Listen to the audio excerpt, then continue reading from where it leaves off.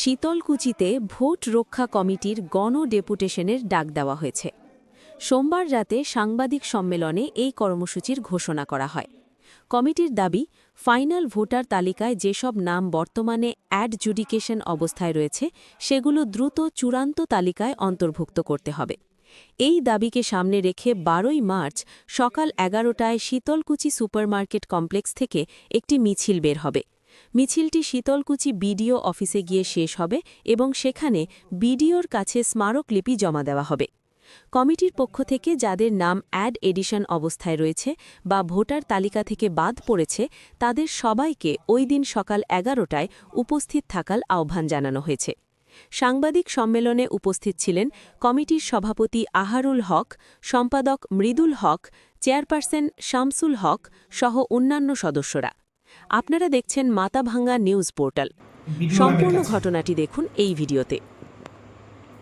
কি উদ্দেশ্যে দিচ্ছেন এবং কি রয়েছে এই বিষয়টা নিয়ে? আপনারা জানেন 60 লক্ষের অধিক মানুষ আন্ডার অ্যাডজুডিকেশন রয়েছে। শীতলকুচি বিধানসভার অধীনে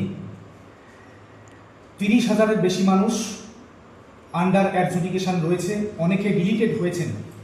আমরা জানি এদের মধ্যে অনেক মানুষকেই আমরা জানি এবং চিনি, এনারা বৈধ নাগরিক, এদেরকে বিচারাধীন রাখা হয়েছে। এটা একটা চক্রান্ত এবং ষড়যন্ত্র। সেই চক্রান্ত এবং ষড়যন্ত্রকে রুখে দেওয়ার জন্যে ভোটাধিকার রক্ষা কমিটির উদ্যোগে এই গণ আন্দোলন কর্মসূচিতে সকলকেই আসতে আহ্বান করা হচ্ছে। আপনারা সকলেই আসুন।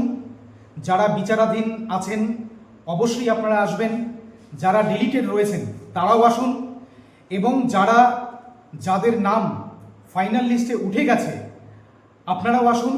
কারণ পাশের একজনের ভোটাধিকার চলে গেলে, সহনাগরিকের ভোটাধিকার চলে গেলে সেটা অত্যন্ত মর্মান্তিক একটা বিষয় হবে, সেটা আমরা মেনে নিতে পারবো না। তাই জন্য জাতি, ধর্ম, বর্ণ নির্বিশেষে সমাজের সকল স্তরের মানুষকে বিনীতভাবে বলছি, 12ই মার্চ বৃহস্পতিবার শীতলকুচি থানার ঠিক উল্টো দিকে সুপার মার্কেট কমপ্লেক্সে ঠিক 11টায় জড়ো হবেন। ওখান থেকেই র্যালি করে আমরা বিডিও অফিসে পৌঁছে যাব। ঠিক 1টায় ওখানে আমরা ডেপুটেশন দেব।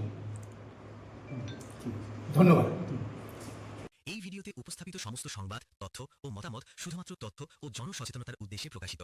এই চ্যানেল কোনো তথ্যের সম্পূর্ণ নির্ভুলতা, পরিপূর্ণতা বা সময় উপযোগিতা নিশ্চিত করে না। এখানে প্রদত্ত তথ্য বিভিন্ন সার্বজনীন উৎস ও সংবাদ মাধ্যমের উপর ভিত্তি করে প্রস্তুত। এই ভিডিওর কোনো অংশ দ্বারা কোনো ব্যক্তি, প্রতিষ্ঠান, সম্প্রদায়, ধর্ম বা রাজনৈতিক গোষ্ঠীর বিরুদ্ধে মানহানি, উস্কানি বা উদ্দেশ্য প্রণোদিত বক্তব্য প্রদান করা হয়নি। এই ভিডিওর তথ্যের উপর নির্ভর করে গৃহীত কোনো সিদ্ধান্ত বা কার্যকলাপের জন্য চ্যানেল কর্তৃপক্ষ দায়ী থাকবে না।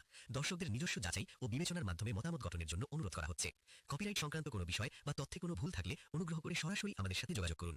আমরা দ্রুত প্রয়োজনীয় সংশোধনমূলক ব্যবস্থা নেব।